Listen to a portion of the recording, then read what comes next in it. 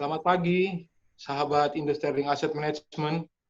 Pagi ini bersama saya Billy, dan selamat datang dan bergabung di Investment Notes Industrial Asset Management edisi bulan Juni tahun 2020. Bersama saya pagi ini ada tim investasi dari Industrial Asset Management, ada Pak Ponco Utomo sebagai Head of Investment. Pak Ponco, selamat pagi. Selamat pagi, Pak Billy. Ya, apa kabar nih Pak market hari ini? Baik, Pak. Lumayan, Pak. Hari ini masih naik lagi terus. Masih menguat terus ya, IHSG ya. Oke, Pak Ponco, mungkin bisa diperkenalkan untuk tim investasinya. Dipersilakan, Pak. Ya, terima kasih, Pak Billy. Untuk rekan-rekan sahabat Industrial Asset Management, pada kesempatan ini, tim investment dari Industrial Asset Management akan menyampaikan beberapa market update di bulan Juni. Kali ini yang akan membawakan ada Ibu Tias sebagai portofolio analis dan Bapak Ibrahim sebagai portofolio analis. Untuk mempersingkat waktu, kita persilakan Ibu Tias untuk membawakan presentasinya yang pertama.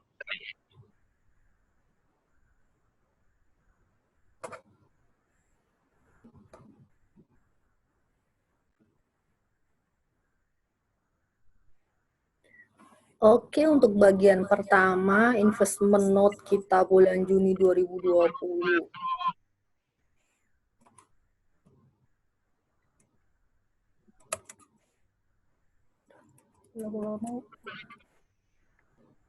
Untuk bagian investment note kita akan membahas new normal, aims to keep economy running, market update, dan fund performance.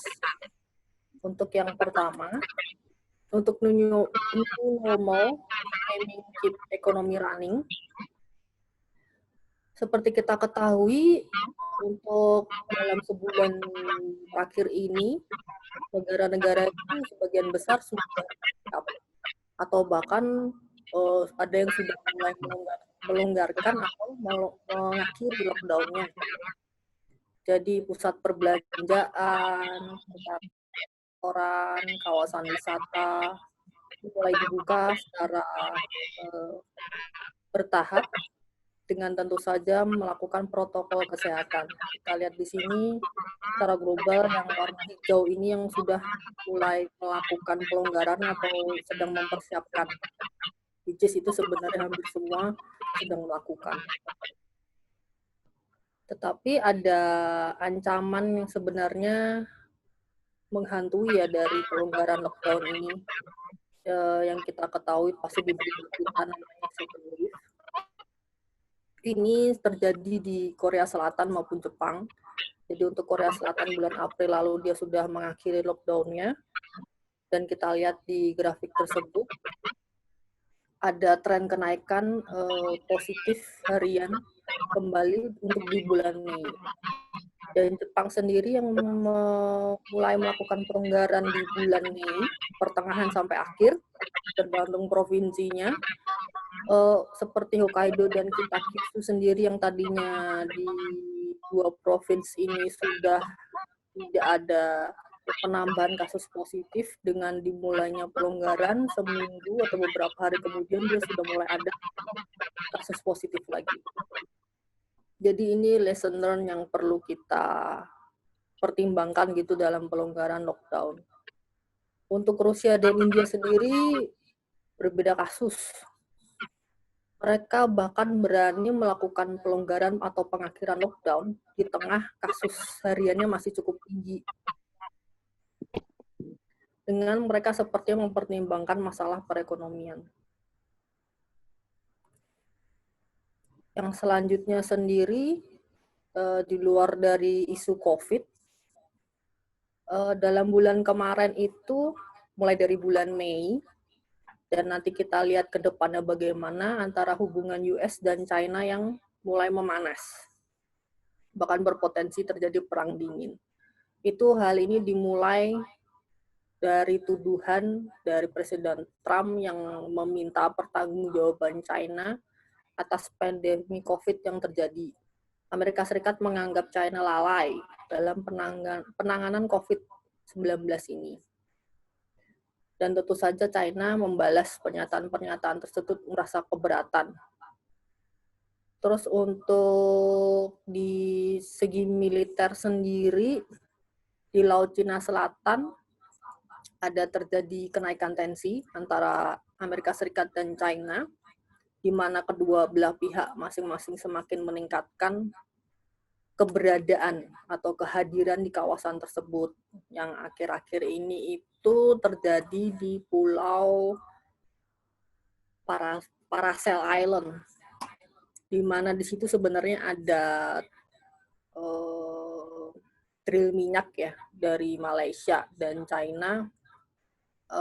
Ada kapal laut yang di dekat-dekat situ gitu, jadi itu dianggap sesuatu yang mengancam dan US keberatan dengan hal tersebut. Jadi US melakukan kemarin press release, dia ingin segera kembali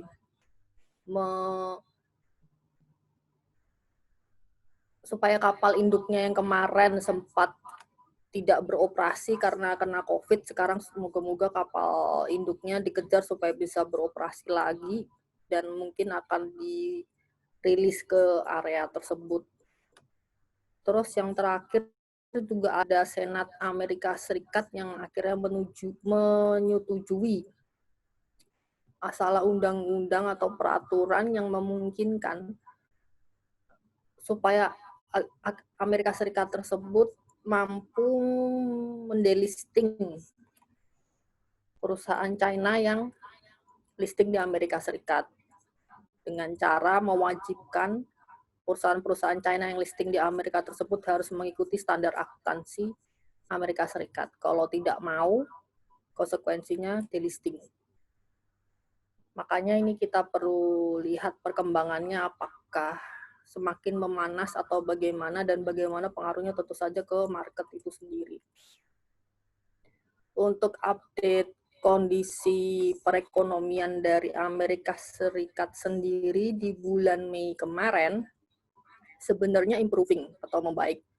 Terutama kita lihat misal dari segi PMI, baik manufacturing maupun servicing mengalami kenaikan ya, perbaikan dari 36 ke level 39, dari yang tadinya bottoming di 26 mulai naik pick up ke 37, yaitu tentu saja terkait pelonggaran lockdown yang sudah dilakukan Amerika Serikat sendiri. Untuk pasar tenaga kerja, juga bulan Mei cukup membaik ya. Ini di luar ekspektasi, karena ekspektasinya angka pengangguran itu bulan Mei sempat 19%, ternyata keluar angka cuma 13%. Juga initial jobless claims-nya turun dari 23.000 ke 12.000-an. Dan non-farm payroll-nya sendiri juga yang tadinya minus, atau artinya lapangan pekerjaan itu hilang, sekarang sudah mulai lapangan pekerjaan itu tercipta kembali di angka positif. Untuk dari segi consumer sendiri, konsumsi masyarakat sendiri, masih tertinggal di bulan April. Masih untuk retail sale cukup turun cukup dalam, minus 21%. Dan angka housing starts-nya pun masih turun. Inflasi juga masih turun. Trennya terus turun dari 4, 4,3, 1,5 ke 0,3. Sayangnya angka bulan Mei belum keluar. Nanti kita lihat, semoga harapannya membaik sesuai mengikuti angka PMI maupun angka tenaga kerja. Untuk GDP, kemarin sudah keluar second estimate-nya di minus 5% untuk kuartal pertama 2020.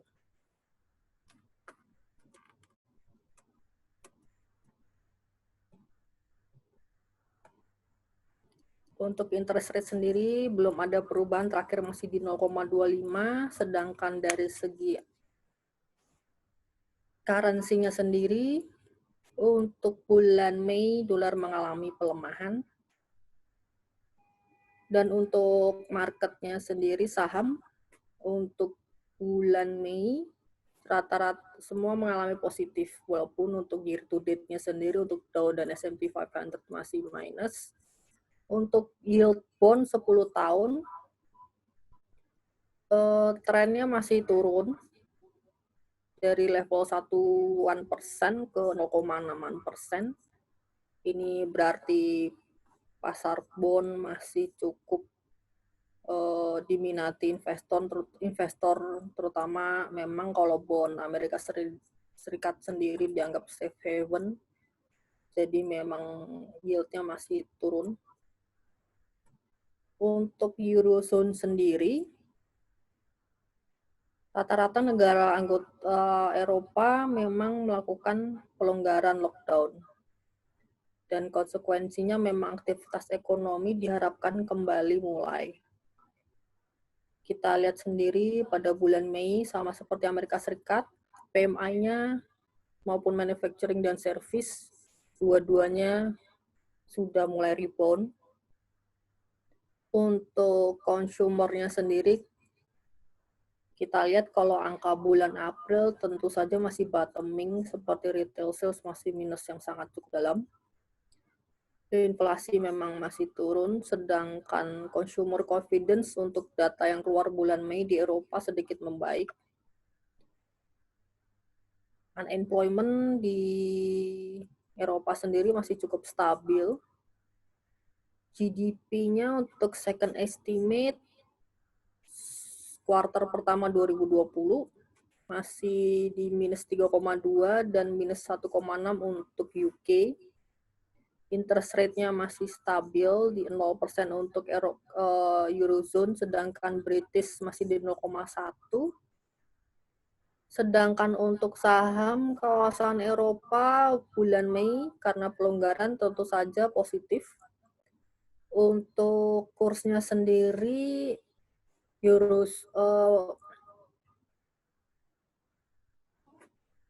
untuk euro apresiasi, sedangkan pound sterling sayangnya masih depresiasi tapi sudah mulai membaik. Untuk government bond-nya sendiri 10 tahun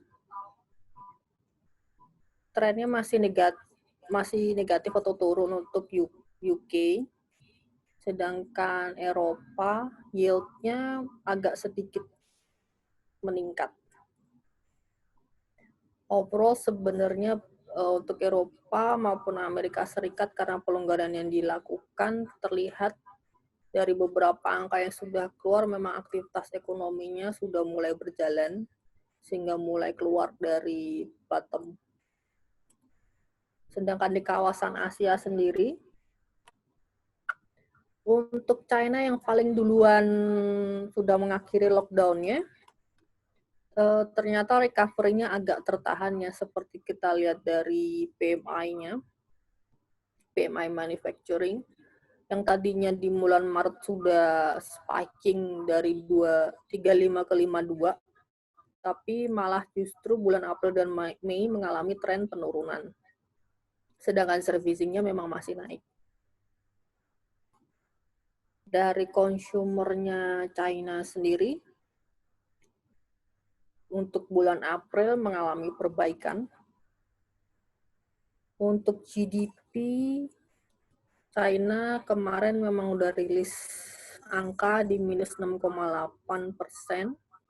Interest rate-nya untuk China terakhir untuk yang 1 year-nya di 3,85 setelah diturunkan dari level 4%. Untuk 10 year-nya, bond-nya, yield-nya trennya menurun, tapi untuk bulan Mei kemarin memang agak sedikit naik. Sedangkan untuk sahamnya sayangnya untuk bulan Mei masih minus, China maupun Hong Kong. Untuk Jepang sendiri, memang PMI-nya membaik. Untuk servicing dari 21 ke 26.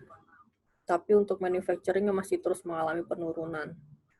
Sedangkan dari sisi konsumsi, bulan April tentu saja masih bottoming dari minus 4 ke -13 untuk retail sales. Consumer confidence-nya juga masih terus mengalami penurunan untuk bulan April.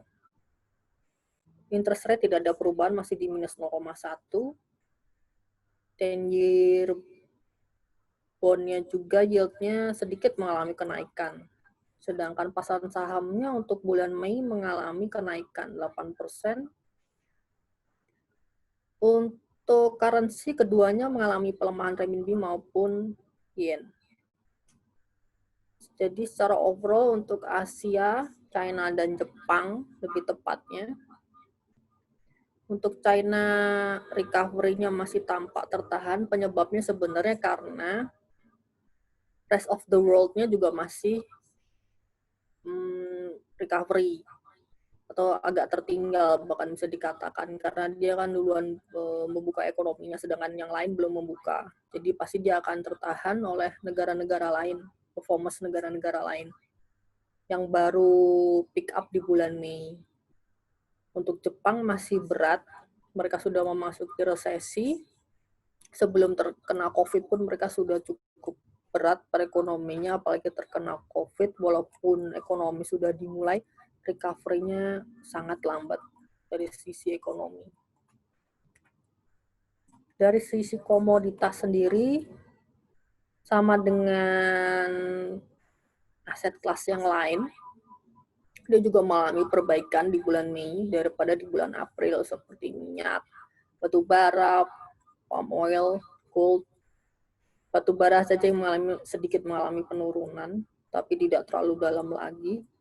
Untuk komoditas yang mengalami kenaikan seperti minyak itu tentu saja didorong oleh pemotongan produksi oleh OPEC dan terutama Amerika Serikat.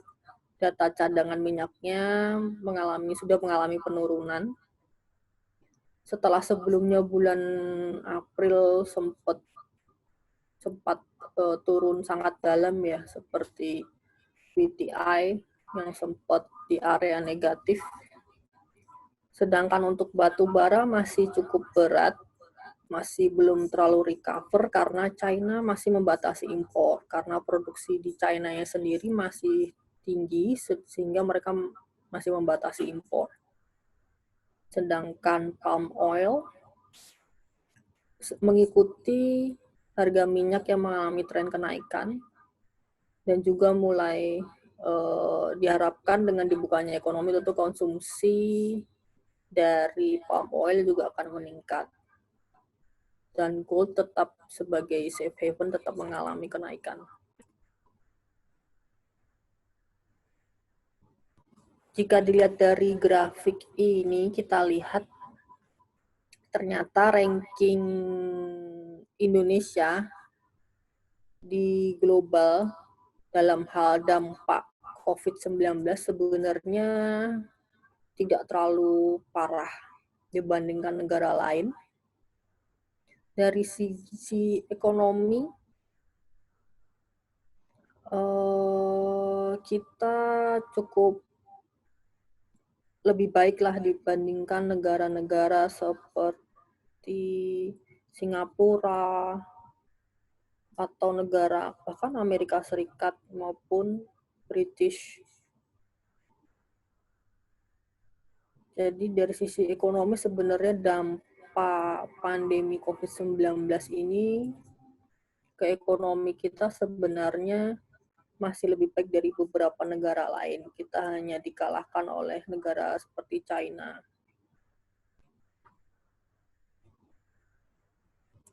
Jadi berikutnya akan dilanjutkan oleh Bapak Ibrahim. Ya, sebelum lanjut ke topik selanjutnya, saya ada pertanyaan mengenai topik yang pertama. Oke. Yang dibahas ini kan ada yang mengenai second wave ya, Bu ya? Iya. Nah, pertanyaannya adalah, jika second wave terjadi, menurut Indo Sterling Asset Management, kebijakan ekonomi apa yang harus diambil pemerintah untuk mengantisipasi volatile-nya pasar modal dan nilai tukar rupiah? Kalau ancaman second wave ke perekonomian Indonesia, sebenarnya memang tergantung respon dari pemerintah sendiri. Kalau pemerintah masih keep on track dengan pelonggaran COVID pelonggaran lockdown yang dia ambil sekarang, mungkin sebenarnya justru market nggak terlalu volatile ya. Yang paling bikin volatile itu kan sebenarnya kebijakan lockdown-nya. Kalau sampai misalnya pemerintah dengan bahasanya Pak Anies dengan rem dari pemerintah kembali lockdown, nah pasti akan market responnya pasti akan negatif. Tapi kalau misalnya kebijakan lockdown-nya tidak terlalu banyak dirubah, walaupun mungkin second wave terjadi, mungkin respon dalam jangka pendeknya akan negatif, tetapi nggak terlalu lama ya. Karena mungkin market lebih ngelihat kalau perekonomian tetap berjalan ya keep going. Lama-lama mungkin ya dengan itu berdamai dengan new normal aja sih. Sebenarnya jadi tergantung dari sisi pemerintah sendiri apakah mereka jadi panik dan menerapkan lockdown kembali atau ya mereka tetap on track dengan semakin melonggarkan lockdown-nya. Ataupun memang kalaupun misalnya mereka mau menerapkan lockdown nggak se-ekstrim yang kemarin-kemarin, ya mungkin responnya juga asal yang dilihat dari number data ekonomi sih. Kalau number data ekonominya mengatakan ekonomi berjalan, maybe second wave or not, ya market akhirnya realize gitu. Ya baik-baik saja gitu ternyata ekonominya. Intinya itu sih mungkin. Mungkin saya coba tambahin ya Pak Billy ya. Kalau saya lihat sih yang penting pemerintah atau Bank Indonesia itu menjaga nilai tukar rupiah. Kalau misalkan nilai tukar rupiah terhadap US dollar stabil atau cenderung menguat, saya rasa kalau untuk pasar saham atau pasar obligasi kita sih cenderungnya akan positif terus ya Pak ya.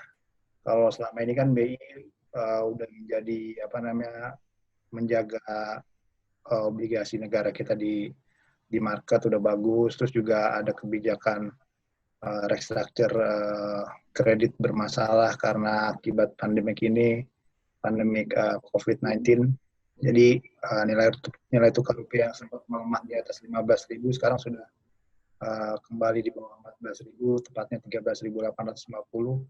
Saya rasa sih kalau misalkan nilai tukar rupiah dijaga dengan bagus, kita sih berharap terus positif untuk ekonomi kita maupun pasar saham maupun pasar obligasi di Indonesia, Pak. Itu sih, Pak.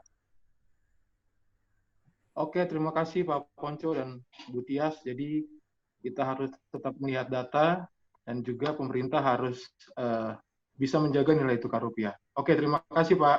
Oke, dilanjut Pak dengan Pak Ibrahim. Untuk sesi selanjutnya kita akan membahas sesi market update. Untuk sentimen yang bakal menjadi penggerak pasar di bulan Juni tahun 2020 ini kemungkinan adanya pasar masih melihat perkembangan laju penyebaran COVID-19 ini. Yang kedua, ada pasar masih menunggu perkembangan vaksin dan pengobatan wabah ini. Lalu selanjutnya juga pasar juga kemungkinan akan melihat hubungan antara Amerika dengan China. Lalu selanjutnya kalau kita lihat indeks udah mulai rebound di bulan Mei ini dan sampai saat ini indeks masih naik karena memang kenaikan IHSG ini didukung oleh partisipan asing yang masuk ke pasar saham maupun pasar obligasi. Kalau kita lihat dari titik terendahnya IHSG di bulan Maret, di akhir Maret, itu udah mulai rebound cukup kuat sampai di titik sekarang di level 4.800, maksudnya di 4.847 per awal Juni. Dan sampai sekarang indeks udah ada di level 5.100-an. Seperti foreign flow asing juga cukup deras kalau kita lihat data secara year to date, walaupun asing masih mencatatkan net sale sebesar 7,79 triliun, tapi kalau dari periode 2 sampai 5 Juni ini, asing melakukan net buy cukup banyak sebesar 3,03 triliun. Lalu untuk kinerja sektoral IHSG secara year to date, ini datanya terakhir awal Juni, IHSG masih minus 23,05%, di mana sektor yang paling bertahan itu adalah sektor consumer good yang merupakan saham defensif yang memang juga kita overweight di saham sektor tersebut. Kita percaya walaupun pandemi ini berlangsung cukup lama, kita yakin sektor consumer good masih tetap bakal performa di tahun ini. Yang kedua, kita juga overweight di saham banking karena kita lihat memang saham-saham perbankan itu downside risk-nya udah mulai terbatas sehingga potensi rebound-nya cukup besar di tahun ini. Selanjutnya, ini ada seasonality chart di mana memang di bulan Mei sampai Oktober kita khawatir adanya yang namanya sell in May and go away yang berdasarkan penelitian di Bursa Amerika selama puluhan tahun. Bulan Mei sampai Oktober itu periode yang kurang bagus untuk investasi khususnya di pasar saham, dan itu terbukti selama puluhan tahun secara historis. Ini kejadian di pasar saham Amerika, di mana periode Mei sampai Oktober itu kinerjanya tidak lebih bagus dibandingkan periode 6 bulan sebaliknya. Jadi dari bulan Mei sampai Oktober itu kan 6 bulan. Sedangkan 6 bulan sebaliknya itu di bulan November sampai April. Jadi secara historis kinerjanya buruk di periode tersebut. Namun ternyata di Indonesia juga terjadi seperti di Amerika, di mana periode Mei, kalau saya lihat selama 10 tahun terakhir, periode Mei sampai Oktober dibandingkan periode November sampai April, itu kinerja bulan Mei sampai Oktober itu tidak lebih baik dibandingkan periode sebaliknya. Namun untuk tahun ini karena memang kondisinya berbeda, kita yakin di bulan Mei pasar saham memang bakal rebound seperti yang kita sudah jelaskan pada market outlook sebelumnya di bulan Mei. Ini survei yang dilakukan Bloomberg, di mana Bloomberg Intelligence melakukan survei kepada pelaku pasar memprediksi bahwa pergerakan IHSG pada semester kedua, di mana jawabannya 57% responden berprediksi bahwa market bakal rebound di semester kedua tahun 2020, karena memang secara year to date indeks sudah turun banyak sehingga emang downside risk-nya udah mulai terbatas. 57%, sisanya 43% mengatakan market masih belum bisa rebound. Lalu untuk pasar SBN, kalau kita lihat di bulan Maret, akhir Maret ini, di bulan Maret ya pas asing melakukan net sell karena krisis wabah COVID ini, asing melakukan net sell sekitar 160 triliun dan menyebabkan yield kita naik ke level tertingginya di level sekitar 8,5%-an. Nah, untuk saat ini kalau kita lihat asing udah mulai masuk ke SBN sehingga dari rupiah juga sudah menguat dan yield kita sekarang terakhir di 7,2 per 6 Juni.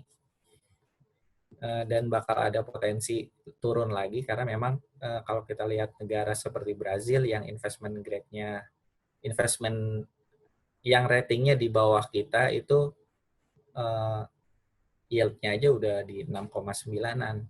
Jadi saya yakin untuk yield SBN yield-nya itu masih bisa turun lagi atau pasar obligasi masih bisa berpotensi menguat lagi.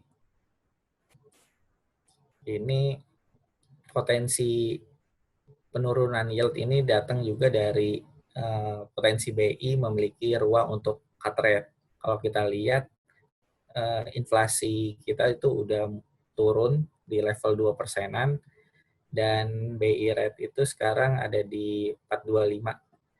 Sehingga real interest rate-nya atau interest rate dikurang inflasi itu kita sekarang posisinya di 2,26%-an atau di atas rata-rata real interest rate kita selama beberapa tahun, sehingga memang ada potensi penurunan suku bunga yang berpotensi bakal dilakukan oleh BI. Selanjutnya akan dibahas oleh Bapak Ponco Utomo untuk sesi fund performance.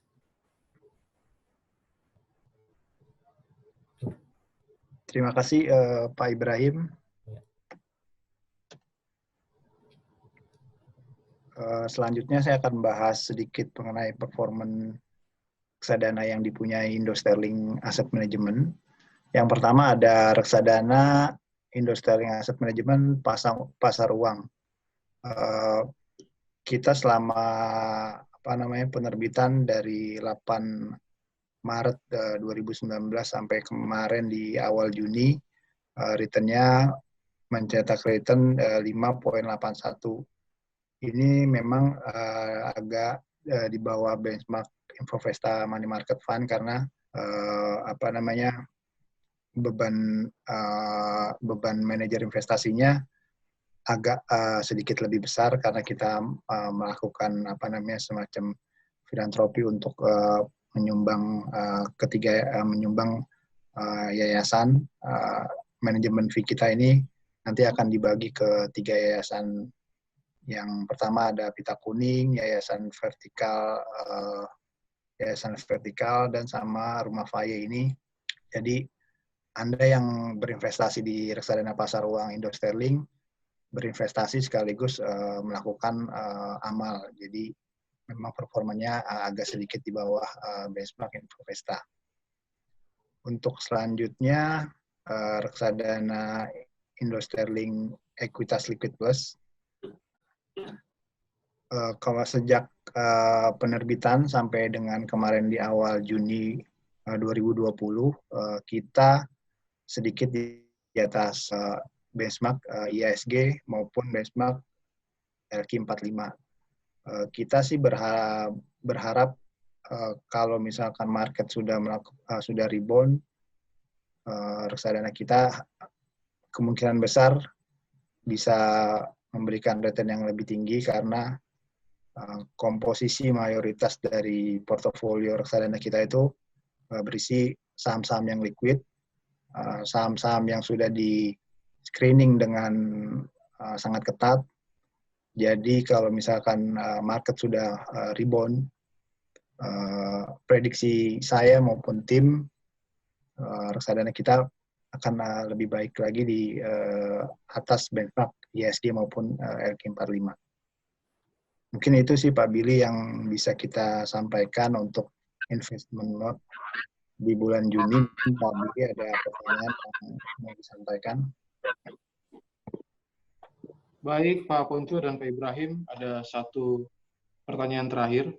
Ini menarik, tadi ada yang dibahas mengenai Bloomberg Intelligence melakukan survei bahwa dalam semester kedua 43%-nya itu